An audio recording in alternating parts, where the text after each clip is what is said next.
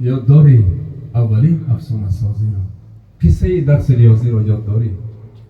با نگاه از تو پرسیدم چشم جمع چشم حاصل چند؟ گفتی چشم های ما. همزمان درس ریاضی برای ما یک فن دیگر شد. داستان دوستی سر شد. ما و تو پنهان و لرزان از معلم جمع هوش و یادها را روبرو کردیم. طرح کردیم اولین بار آرزوی کودکی را، حاصل امیدهای نورسی را جستجو کردیم.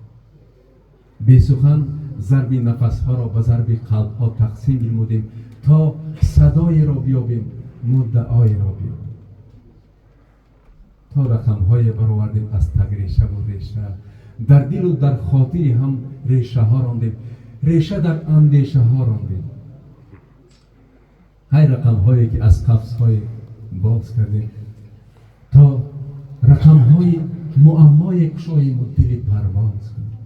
از همان ساعت که استاد ریاضی خان از خیام حرف عشق، ما آواز بکشادیم. خورشید سپهر بی‌زبانی عشق است، مرغی چمن خجستفالی عشق است. عشق آن نبود که همچون بلبل نالی، هرگاه که بمیری و ننالی عشق است. یاد داری اولین افسانه سازی را، قصه درس ریاضی را، عشق بازی را یاد داری؟ یاد داری؟ حاضرک یادم